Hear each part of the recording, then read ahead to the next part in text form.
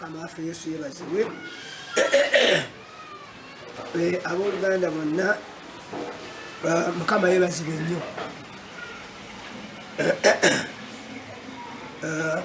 Njagala kutwala akaseera kano okubalamusaako mwenna bwe tuli ku mukutu guno ogwa Revival God's Knowledge Foundation Nation Facebook Live. Njagala kutwala akakisa kano okubaanirizaako era nga abaaniriza nze balyewunya John Pokimbowa, omusumba w'ekkanisa eno ya Revival God's Knowledge Church. Mbagala nnyo mu linnya lya Yesu. Olwaleero lwa Sande tulina saavisi nga era bulijjo, naye nga tuli online ku Facebook, naye ate nga tugenda kuba ne message endala ku WhatsApp nga leero titututeyo eno wabula tugenda bateerayo enyangungu entonotono nendoza ejja kuba teyawukana neeno. N'olwekyo twagala kwebaza Katonda olwa pulogulaamu eno gye tugenda okuba nayo omwezi guno emaso wiiki eno etandika enkya ku Monday. Tugenda kuba ne conference tuyise Revival God's Knowledge Online Prayer Conference. Egenda kuba ku mikutu gyaffe ogwa WhatsApp group era etegekeddwa Revival God's Knowledge Church. N'olwekyo tusaba buli omu okutandika enkya n'essaawa 10, enkya ku Monday okutandika n'essaawa 10, tugenda kubanga tumaliriza ku ssaawa 12. N'olwekyo tukusaba obeerewo era enjiri egenda mu maaso. Tugenda kuba n'ababuulizi. Nze nja okutandika enkya ku Monday, nja kutandika 11 zennyini tujja kuba kwetuli. Message tujja twafunye okulaba nti abantu bangi abamu bannaffe tebafuna ssente data amala okubeera ku Facebook n'okudawuniloadinga gundi ennene. Olwekyo tugenda kukola bu message nga bwa budakiika nga 5 okumala eddakiika nga 3 preaching ejja kuba ewedde. Olwokuba prayer conference ate eddakiika 3 era zijja kuba za kubuulira, nsole za kusaba nga era tutaaka ka audio ka ddakiika nga 5. N'olwekyo nga buli muntu asobola okadawuniloadinga n'akawulira bulungi level zaffe zonna ez'ebyenfuna ya data. Kyekitutaddeku kyekitukozesa conference eno ne tutagiteeka ku Zoom, ne tutagiteeka ku live ku Facebook live naye ne tugiteeka ku WhatsApp nga tuminimizing nga tukola bu message obutontono fena tusobole buli omu anaaba ku mukutu. Katukusaba buli omu otegeeze munno era gundi eno kabaana kaffe kano twakataddeko okalabe bulungi, olabe pulogulaamu zigenda okutambula. Nze ngenda kubuulira ku Monday era weetegeke essaawa 10 tujja kuba 11 tujja kumala 12. Olunaku olwokubiri maama kanso, mukyala kanso mukadde Pastor Monica Kashiringi yagenda okubuulira. Kati mwetegekereko olunaku olwokubiri. Ate ku lwokusatu mukulu Hussein yennyini Kashiringi senior advisor waffe wano ajja kubanga naye abuulira kuva ku ssaawa 11 okutuuka ku ssaawa 12. Ajja kubuulira ate amalayo asabe, naye mulindirire. Tujja kubaako ne Pastor Silver era naye kyekimu ku lunaku olwokuna. Tujja kubaako mukyala Robina ku lunaku olwokutaano. Kujja kubaako mukyala Lubega naye ajja kubaako ku lunaku olw'omukaaga. Ku Sande kujja kubaako Junior balyewunya John Paul Junior. Ate okwolwokusande era nja kumaliriza nga John Paul amaze. Ate coordinator Allen Kichoncho oyo ya coordinatinga bajja kubajjukiza buli omu ABC nga coordination bwebeera. So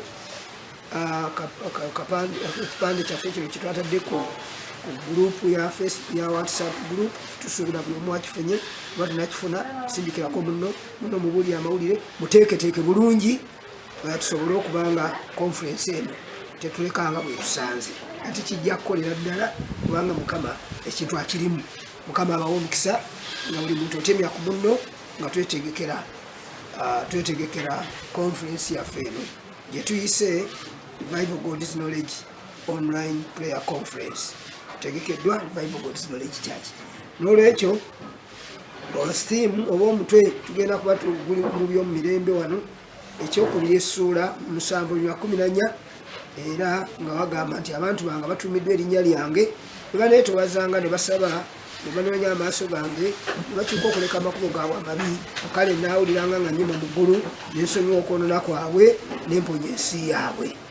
Bwe tutyo tugenda kutambulira ku mulamu ogwo okutuuka kuva ku Mande nkya leero nakatengera kukoona katono olabe gye tugenda zeeri ku Mande Lwakubiri Lwakuna Lwakutaano Lwamukaaga Sande be tugenda okufundikira.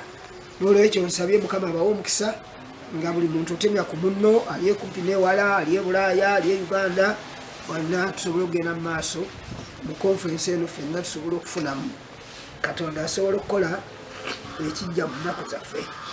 Amiina. Kale kaakati tugenze butereevu mu kigambo. Saagala kutwala nnyo dakika nnyingi kubanga nakitegeredde ddala nti abantu abasinga obungi data message bwezitowa abatasobola gidownloading ate nga tetwagala muntu yenna afiirwe. Twagala waakiri ffenna tufune katono naye nga tukafunye wamu okusinga abamu okusigalira. N'olwekyo twebaza Mukama olw'akaseera kano era twaniriza Omwoyo Omutukuvu nga bulijjo ajja twali mu maaso ekigambo eky'olunaku olwaleero. Nga bwe tugambye nti ebyomu mirembe ekyokubiri Essuula 7:14 conference yaffe etandika olunaku olw'enkya mu butongole bwe tugenda okutambulira. Naye njagala nkukonderemu katono bwe tunaatuukira enkya nga tulumba ekijja kugaana genda kuyawanikwa birala naye eno entandikwa. Twagala twekennenyemu ebigambo bino okutandika naye tukonemu kano kuba tulina obudakika butono nawali mu kubuulya bugenda kuba butono ate nga amakulu n'ebyokuyiga ebiri mu nsonga eno nga bikulu nnyo. Olunyolo 14 tugenda okusoma ti abantu bange abatumiddwa erinnya lyange bwe baneetowazanga ne basaba ne banoonya amaaso gange ne bakyuka okuleka amakubo gaabwe amabi kale naawuliranga nga nnyuma mu ggulu n'ensonyiwa okwonoona kwabwe n'emponya ensi yaabwe. Owulira ebigambo ebyo. Olw'15 ti kale amaaso gange ganaazibukanga n'amatu gange ganaawuliranga okusaba okunaasabibwanga mu kifo kino. Oba owulidde? Kaakati olw'16 nalwo kandugattiko kubanga kaakano neerobozeza ennyumba eno n'engitukuza erinnya lyange libeere omwo emirembe gyonna n'amaaso gange n'omutima gwange binaabeeranga eyo obutayosa. Olira olunyiri olwo bwe lugamba kaakati ekinyusi ensonga ennene erimu condition nga bwenze mbagamba nti ebintu bya Katonda bitambula bilinganga bw'onolaba kampani ezisinga ziyinza okulangirira ekintu genda kukola naye ne bateesa emyaka agamba terms and condition applied. Kati terms ne conditions ezo ze zibeera nti singa ozituukiriza sen ogenda kufuna kampani ekyegambye nti oba bw'okola bwoti ne bwoti tugenda kuwa pikipiki oba ogenda kuwa miliyoni 10 but terms and conditions applied. Kati mu ngeri eyo singa tofaayo ku terms na condition ekyo ekintu obanga abadde akiwangudde naye nga terms ne condition tebiri applied twabigoberedde era ekyo kitto kifuna. Kati kyovudde olaba nti ebigambo ebiri wansi wano wonna Katonda byayogera bikulu. Amaaso gange n'omutima gwange binaabeeranga eyo obutayosa. Katonda okubeera mu kifo kino ekyaffe kyerobozezza, kubanga atandise agamba nti abantu bange abatuumiddwa erinnya lyange. Condition yino wano bwe baneetoowazanga, number 1 baneetoowazanga ne balyoka basaba, ne banoonya amaaso gange, ne bakyuka okuleka amakubo gaabwe amabi, kale naawuliranga nga nnyima mu ggulu nensonyiwa okwonoona kwabwe, ze nemponya ensi yaabwe. Kati owulira tayagamba nti mujje muddaawo muwuggane mukama, kubanga abamu tugendera mu nsaba eyo ya primary level eyo. Amazima gali nti terina nnyo kyegenda kukyusa ku bulamu bwaffe, terina nnyo kyegenda kukyusa ku nsi yaffe, wabula nze ayogera naawe gwe ŋŋamba. Singa tuneewaayo okusooka okumulira ennyo olw'ekumi n'obwegendereza nga tolusindika eri mulala, wabula ng'olusindikira ddala gy'oli, ng'oleka olunyiriri luno lubeere endabirwamu yange ate lubeere endabirwamu ye. Bino ebintu okusinziira ku byawandiikibwa wano we tuli, Katonda talina kyagamba kusonga mwoli ne mwoli, asonga ku nze akakasa nti abantu bange tuli bantu ba Katonda batumiddwa erinnya lye. Era mukimanyi nti weyayogerera ebigambo bino mu by'omumirembe, Yesu yatandaba kujja ku musaalaba, abantu bonna abaali abantu ba Katonda baali bakyali baana ba Katonda, baali tebannatuuka ku levo ey'okufuuka abantu abaana ba Katonda. Kati mu mirembe Yesu Kristo we yajjira, kasita yatuuka, oluggi lw'okufuula abaana ba Katonda ne luyingirawo. Kati ne wabeera upgrading, omuntu abadde omuntu wa Katonda atumiddwa erinnya lya Mukama, ku ssaawa eno asobolera ddala okufuuka omwana wa Katonda. Kati waliwo abantu ffe abaalokoka nga olwaleero ku bantu ba Katonda batumiddwa erinnya lye, kati twayongerako okufuuka abaana ba Katonda. Naye ate era jjukira nti wakyaliyo abakyali abantu ba Katonda, abo bambi ate abatannaba kukkiriza Yesu Kristo okubeera omulokozi waabwe, kubanga omwana yatuwa olukusa otufuula abaana ba Katonda. Buli amukkiriza nti ye mulokozi we, oyo nate aba agattiddwako okubeera omwana, abaana asuumusiddwa ku ddaala erisinga obunene ery'okuva mu kubeera obwezi omuntu wa Katonda, naye ate n'afuuka omwana wa Katonda. Ensonga eno nkulu nnyo gimanya nti abantu bange abatuumiddwa erinnya lyange bwe baneetoowazanga, kaakati eyo condition, beetoowaza batya? Okwetoowaza kye ki? Mba nkola ki bwe mba neetoowaza? Nkola ntya bwe mba neetoowaza?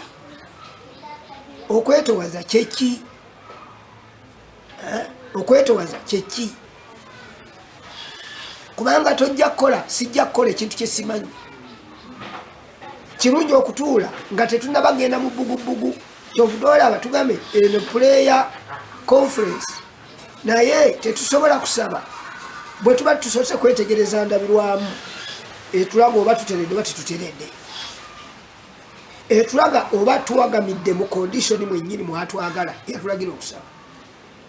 Bwe tuba tetusobola kwetegereza condition zizino oba obukwakkulizo, kiyinza okubeera ekizibu essaala zaffe okuvaamu ebibala. Oba osobola okusaba nga buli kaseera osaba naye nga ebibala pe tewali. Ekyo kiba kitegeeza nti si Katonda yaganye okwanukula essaala, wabula gwe wennyini oyinza okuba gwe kizibu gwe tosobodde kumala kutegeera oba okumanya nti Mukama yagamba eyalagira okusaba ye yalagira nti abantu bange abatuumiddwa erinnya lyange bwe baneetoowaza nga. Kakati bwe bamala okwetoowaza ne basaba, ekyokubiri ne banoonya amaaso gange, kunoonya nako nno kulala. Ekirala ne bakyuka okuleka amakubo gaabwe amabi, kale naawuliranga nga nyuma mu ggulu. Tagambye nti bw'onooba ovudde eno gy'osaba busabi nti anaawulira ayina obukwakkulizo bw'asoose okututeerawo. Kati baganda bange ne bannyinazi amaanyi otuba tusinga okugateeka bwe bukwakkulizo ono bwatuteereddewo oli wa kampuni wayise terms ne conditions.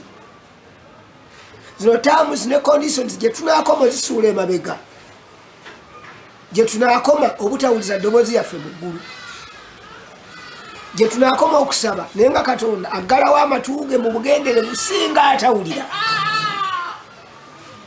ng'awulira ng'era bwe kiri mu Isaaya 5:9 n'olunya osooka nti omukono gwa Mukama teguyimpa n'okunyala kutayinza kulokola. Naye obutali butuukirivu bwabwe n'amatuuge tigamuggadde n'okuyinza n'atayinza kuwulira. Tinaye obutali butuukirivu bwabwe bwe bubaawudde mmwe ne Katonda wammwe. Kati kyetukolako emisana ekiro kyetuddiŋŋana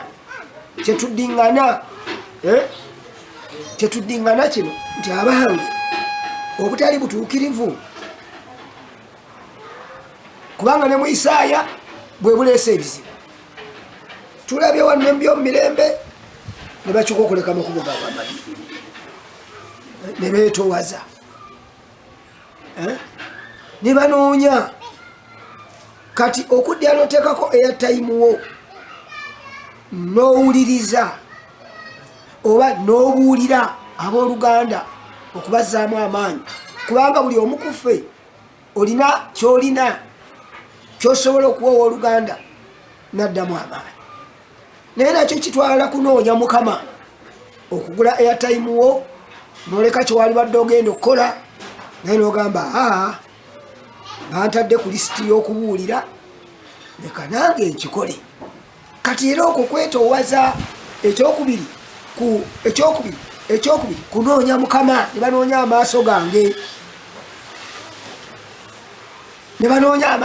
n'okwo kunoonya Mukama. Omuntu okuvuga emmotoka oba okulinnya booda oba okutambuza ebigere n'ava gy'asula ng'ekkanisa zimaze okuddamu okuggulawo agenda kunoonya Mukama. Ne bw'oba bambigwe nga togenze kuba kunoonya Mukama. Omuntu okukwata ekimu eky'ekkumi n'akiwaayo kuba kunoonya Mukama kubanga byalagirwa. Omuntu okola ebintu byonna olw'okuba ojjukira nti Katonda kyeyayagala era engeri ezo zonna ziba za kunoonya Mukama.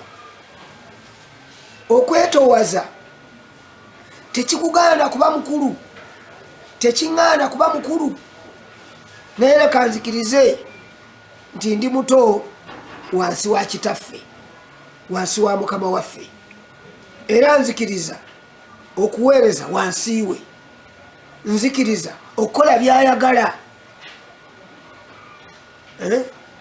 Eri abantu abamu ng'ekigambo kwetoowaza tebamanyi kyama kikirimu. Mukama ayinza okugamba nti owaayi kola bwoti ne bwoti n'agamba eyo si kiraasi yange. Kaakati obuteetoowaza bukulemesa. Kyemba muli abantu bangi basaba naye ng'abamu mulaba ebibala tebiivaayo lwa nsonga oluusi bafuna omukisa Mukama n'amugamba owaaye nti oli wano woosabira walungi nnyo kasidulo yakabi ekuweesa ekitiibwa n'omusumba amanyiddwa mu nsi yonna. Naye kati mbadde ngamba ono si mubi naye wano waali si wabi nawo wange. Naye kati gwe mbadde nkwagala wali naye ng'oluusi akakanisa gye bamusindika musajja wattu oba mukazi wattu kali awo kamanyiddwa Mukama yekka, abalala nga tennaakamanyi nga ne boolagirira adresi nzibu yakokola yakulagirira.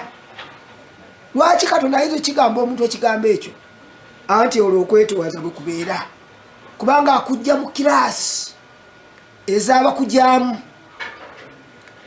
byolaba nti beba ekitiibwa bannange. Bahonarebo batuula wali, vice president batuula wali. Kakati naawe n'otuula kwegawulya ddala nga wakitiibwa. Kakati okwetoowaza ayinza okujjira ng'ayagala kulaba mbala yakwetoowaza era gandi kakati tofaayo avaawo kati jankulage woogenda. Mukama wana wantu naawe kirasi yange ndaba embeera bwe wali bwenkuba bwetutonye tuba bw'aba wagambye kitegeeza aba alina okwetowaza kwakunoonyamu.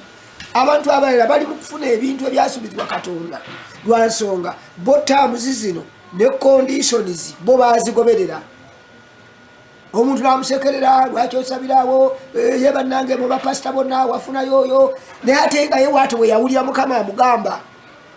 Kati oyo omuntu mwegendereze nnyo kubanga alabika y'okwetoowaza yeeteeka mu bantu Mukama yamuteeka abatalina kitiibwa, abatalina buyivu bwonna, abatalina kwegamba kyoyinza kugamba nti munoonyaako kino naye ng'agamba nti Mukama bwe yaŋŋamba nze.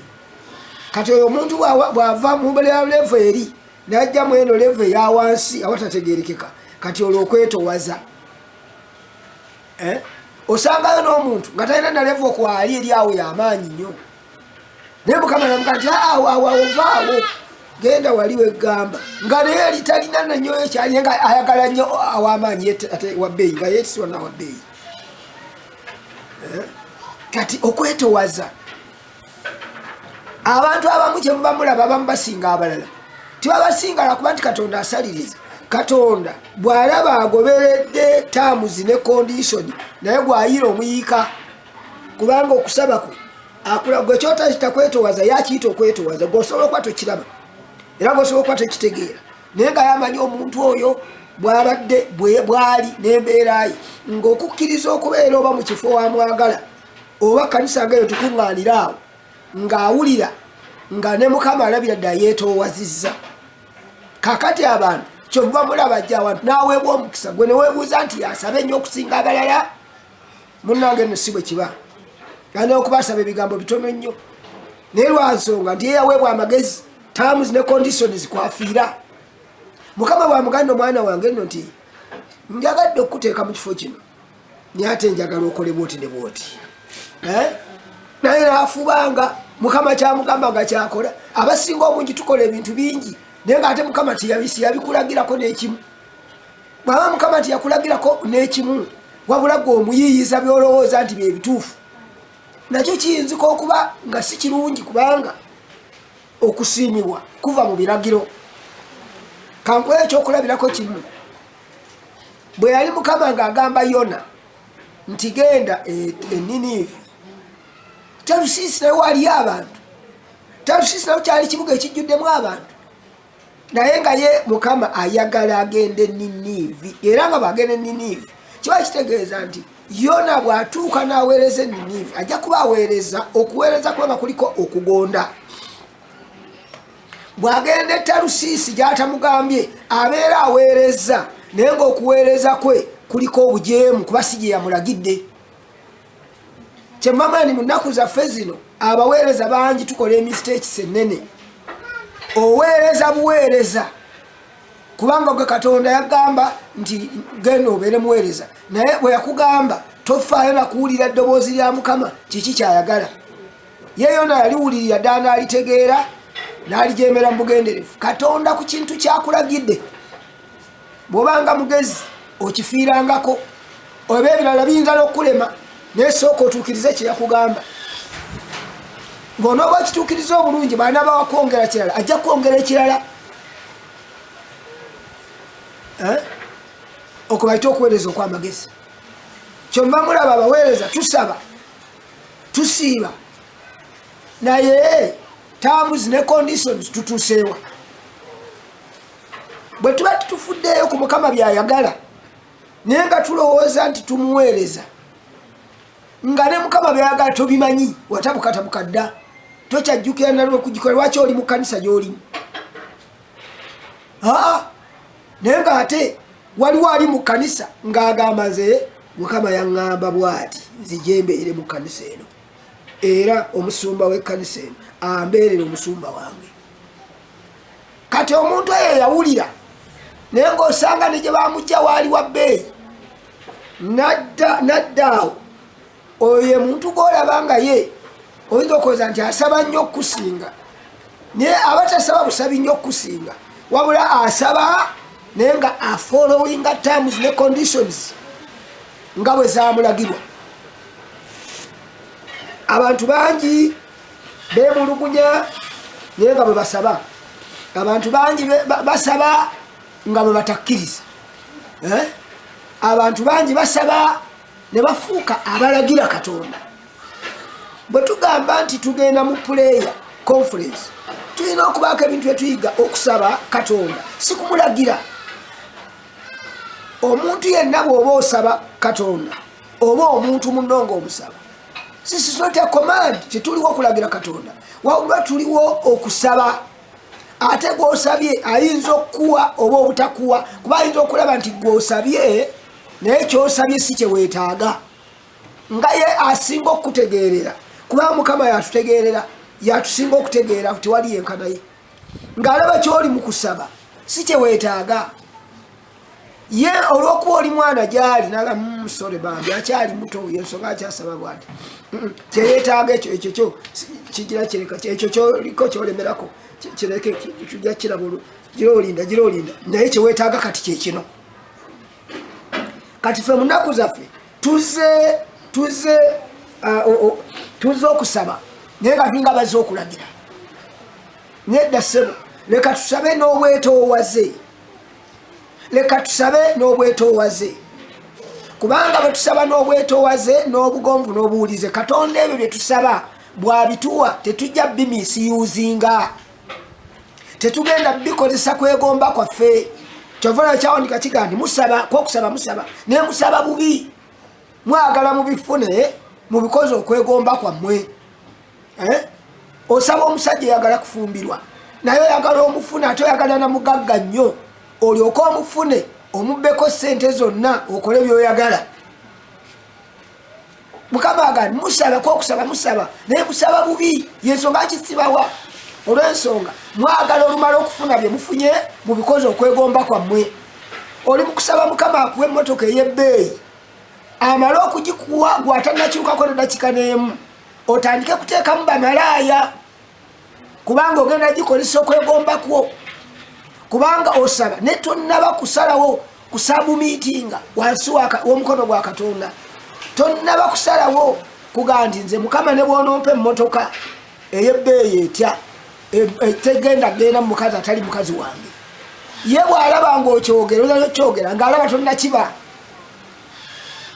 weekweka mukazi wo ne weerowooza nti mukazi wo kyatalabye ye Katonda aba takirabye kati kyenvudde gamba nti okusaba si kulagira kusaba naye ye n'atusalirawo kubanga ye kitaffe ffe tuli baana lwolwekyo abooluganda kyegamba terms and the conditions must be applied ziteekeddwa okuteekebwa mu nkola zino era ebizibu byaffe ng'abalokole mu ggwanga ng'eggwanga lyonna abantu bakuŋŋaana national prayer day netuyita owegindi n'owegindi najja netwena netujjulaawo naye olumutume mulinde yakoze ka video nakalibe kabaddeko ku social media naye naabuuza naga nti bane oke tuzze okusaba naye baani abasaba who is praying abantu balinga abalowooza nti Katonda amala gakkiriza buli ssaala no wetegereze bulungi ebyawandikwa n'omutume kyebadde bambi agamba who is praying omwa mutukuvu agamba baani abali mu kusaba bano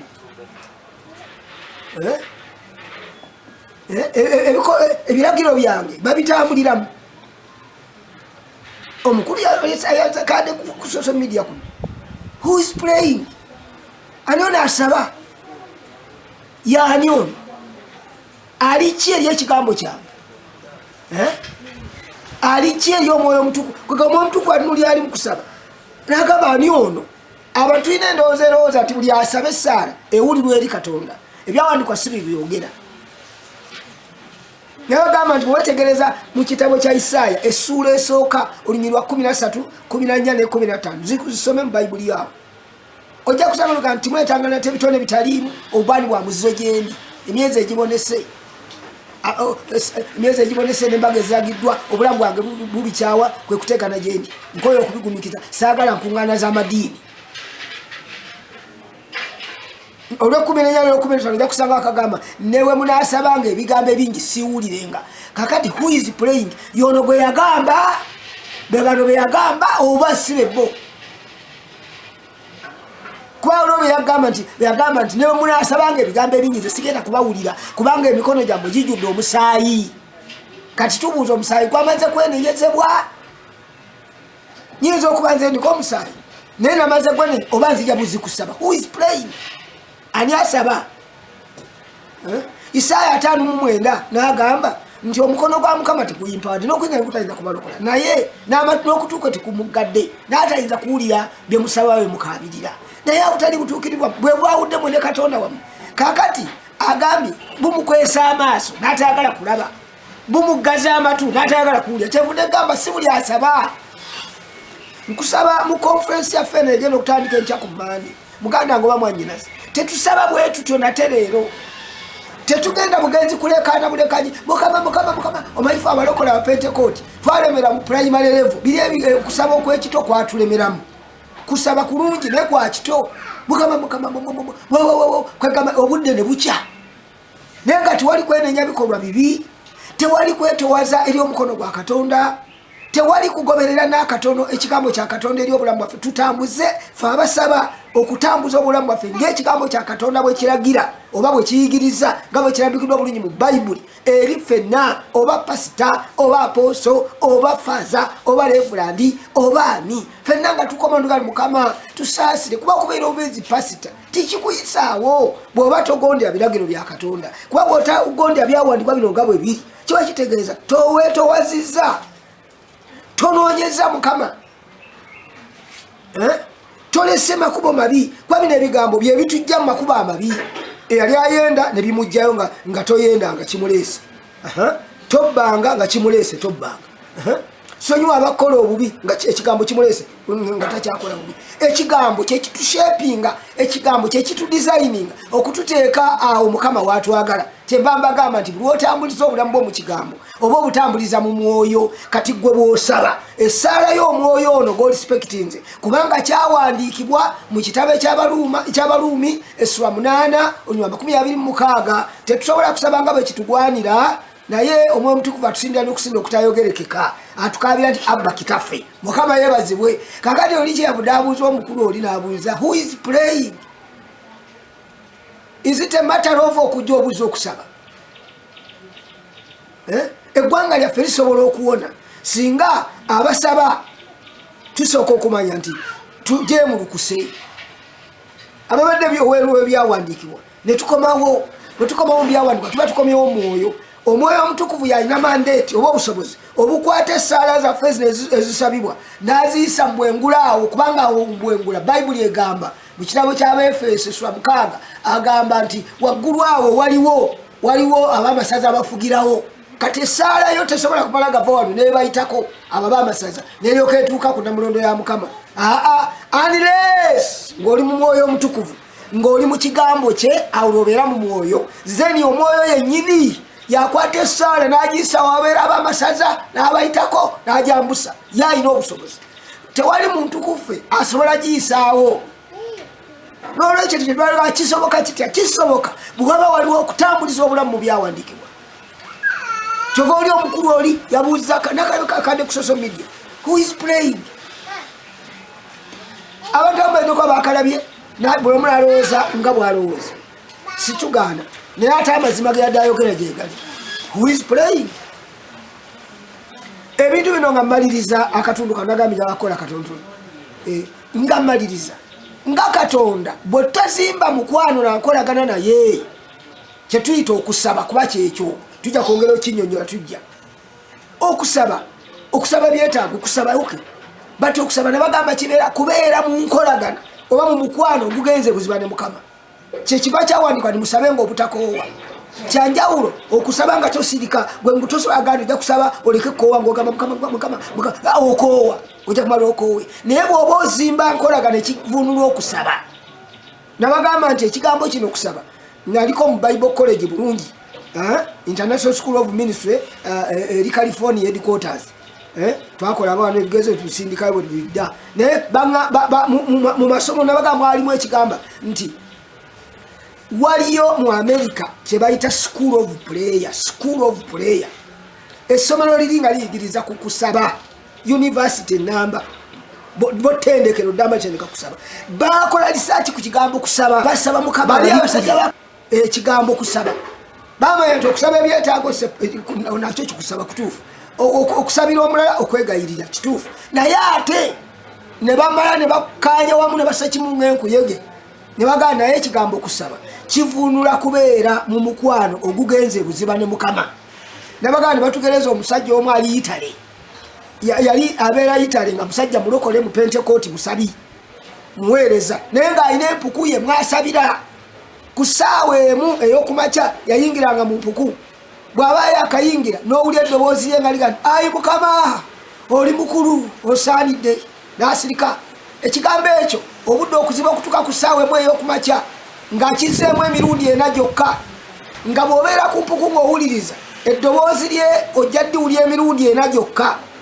ayogera ayi mukama oli mukulu osaanidde n'asirika okumala essaawa endala 4 n'asirika okumala essaawa endala 3 olunaku ogenda okutuuka ku emu ey'akawungeezi omuwulyamu emirundi ena gyokka essaawa emu ey'akawungeezi bwe yatuukanga ng'omulaba afuluma mu mpuku ye ng'agenda naye ng'eddoboozi owuliddeko emirundi ena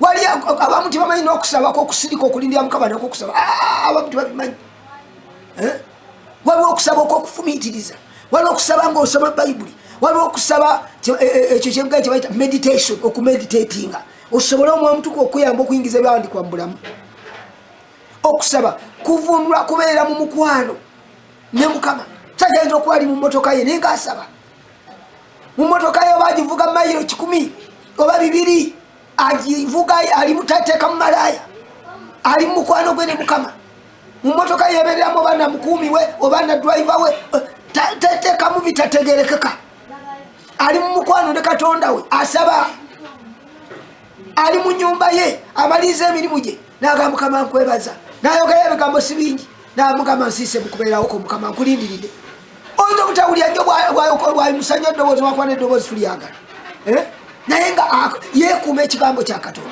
yeekuuma obulamu butambuliza mu nnono mu kigambo kya katonda butambuliza mu mwoyo ekyo bayita ne bawunzika bwe batyo nti okusaba kitegeeza okubeera mu mukwano ogugenze buziba ne mukama mu Lebbulaniya yadaayi kyekivvuunula okubeera mu mukwano ogenze ekyo kikolebwa obutakoowa ekyo kisobola okukolebwa obutakoowa naye bwokubaga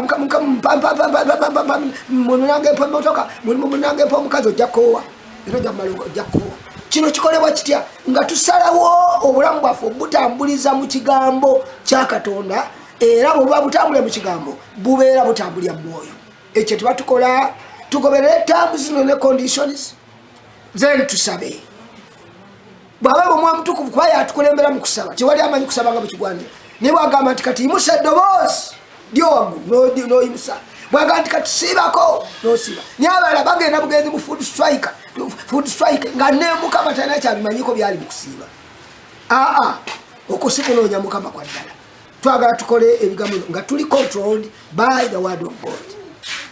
Njagala kukoma wano naye nga njagala basabira omukisa ate nga mbasaba enkya olunaku olw'enkya conference etandika buli omu temya ku munno buli omu tugenda kuweebwa omukisa baganda bange tetugenda kusigala kyekimu mukama ali wamu naffe era wonna Daniel bwe yali embunja bw'empologoma yaliyo ne mukama naffe oba tuli mu lockdown tulimu ne mukama Saddaki Emesa Kirabirino gwe baali mulyo baalimu ne mukama naffe obanga tuli mu lockdown ku lwa COVID-19 naye era tulimu ne mukama ekyo kyekisinga obukulu kigenda kuggwa era twaba kitya kigenda kuggwa wekiri kiwedde ne bwe kiba kitwala ki era kijja kuggwa waliwo ezzike nabadde ndabalyogera ku WhatsApp mbagenda ngali kuba omuntu akamambo mama ba social media simanyi gye babijja ng'ezzike ligamba bagenda kwongezaayo kale ne banayongezaayo ne batayongezeeyo kijja kuggwa eryo ezzike teribatiisatiisa n'olwekyo kijja kuggwa kale n'olwekyo njagala bannange baganda bange